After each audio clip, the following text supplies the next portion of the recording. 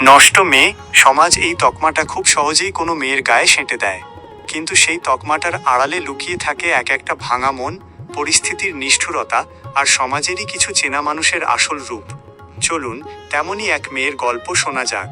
প্রচ্ছদ 1। সুনামের খাঁচায় বন্দি মেয়েটি। মেয়েটির নাম ছিল অনন্যা। ছোটবেলা থেকেই সে ছিল শান্ত, পড়াশোনায় ভালো আর বাবা মায়ের বাধ্য মেয়ে। পাড়ার সবাই তার প্রশংসায় পঞ্চমুখ থাকত।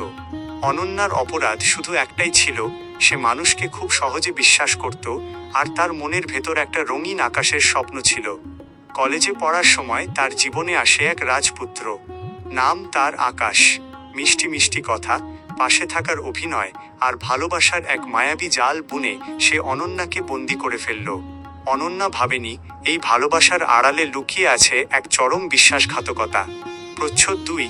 বিশ্বাসের অপমৃত্যু। একদিন আকাশের জোড়াজুড়িতে আর অন্ধবিশ্বাসের টানে অনন্যা তার সাথে একটা রেস্তোরাঁর কেবিনে দেখা করতে যায়। সেখান থেকে আকাশ তাকে নিয়ে যায় এক বন্ধুর ফাঁকা ফ্ল্যাটে। অনন্যা বারবার বাড়ি ফেরার কথা বললেও আকাশ তাকে ভালোবাসার পরীক্ষা দেওয়ার দোহাই দেয়। সেই দিন অনন্যার সরলতার সুযোগ নিয়ে আকাশ তার জীবনের সবচেয়ে বড় ক্ষতিটা করে বসে। শুধু তাই নয়, অনন্যার অজান্তেই সেই মুহূর্তের কিছু ছবি আর ভিডিও ক্যামেরাবন্দি করে রাখে। কয়েক সপ্তাহ পর থেকেই আকাশের রূপ বদলে গেল। সে অনন্যাকে ব্ল্যাকমেইল করতে শুরু করলো। কখনো টাকা, আবার কখনো তার বন্ধুদের সাথে সময় কাটানোর কুৎসিত প্রস্তাব। অনন্যা যখন আকাশকে মনে করিয়ে দিল যে তারা একে অপরকে ভালোবাসতো, আকাশ তখন হেসে বলেছিল, যে মেয়ে বিয়ের আগেই নিজের সবটা বিলিয়ে দিতে পারে সে কোনোদিনই ভালো মেয়ে হতে পারে না। প্রচ্ছদ 3। সমাজের আদালত। অনন্যা ভয় পেয়েছিল, লোকলজ্জার ভয়ে কুঁকড়ে গিয়েছিল। আর এই সুযোগে আকাশ সেই ভিডিও ইন্টারনেটে ছড়িয়ে দেয়। মুহূর্তের মধ্যে বদলে গেল অনন্যার চেনা পৃথিবীটা। যে প্রতিবেশীরা তার প্রশংসায় পঞ্চমুখ থাকত, তারা এখন তাকে দেখে দরজা বন্ধ করে দেয়। কলেজের বন্ধুরা তাকে এড়িয়ে চলতে শুরু করলো। রাস্তা দিয়ে হেঁটে গেলে চারপাশের চেনা অচেনা পুরুষদের চোখে ফুটে উঠত এক লোলুপ দৃষ্টি, যেন সে কোনো মানুষ নয়, একটা ভোগ্যপণ্য। সবচেয়ে বড় আঘাতটা এলো বাড়ি থেকে। সমাজ আর লোকলজ্জার ভয়ে অনন্যার বাবা মাও তাকে অপরাধী বানিয়ে দিল। কেউ জানতে চাইল না অনন্যার সম্মতি ছিল কি না, কেউ আকাশের বিচার চাইল না। সমাজ এক বাক্যে রায় দিয়ে দিল, মেয়েটি নষ্ট হয়ে গেছে। প্রচ্ছদ 4। রূপান্তর, নতুনের জন্ম।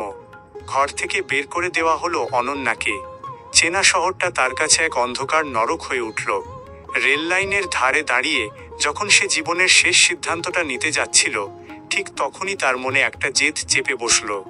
অপরাধ করলো অন্য কেউ, আর শাস্তি কেন আমি নিজের জীবন দিয়ে দেব? সমাজ আমাকে নষ্ট বলেছে তো, ঠিক আছে, এবার আমি সত্যিই নিজের মতো করে বাঁচব। অনন্যা তার চেনা শহর ছেড়ে দূরে এক নতুন শহরে চলে গেল। সেখানে গিয়ে সে এক দর্জির দোকানে কাজ নিল। দিনরাত এক করে কাজ শিখল। মানুষের বাঁকা চাহনি, আড়ালে ফিসফিসানি, সবকিছুকে সে তার কানের বাইরে রেখে দিল।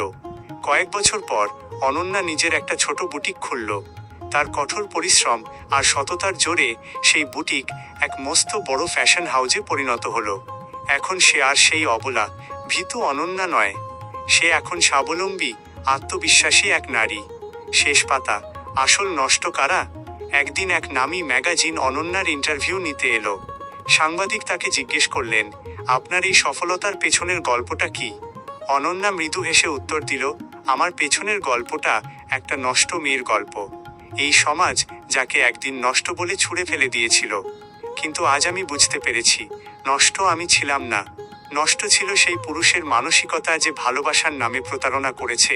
নষ্ট ছিল সেই সমাজ যারা অপরাধীকে ছেড়ে ভুক্তভোগীকে কাঠগড়ায় দাঁড় করিয়েছিল। আমি শুধু সেই নষ্ট সমাজটাকে বুড়ো আঙুল দেখিয়ে নিজের মতো করে বাঁচতে শিখেছি।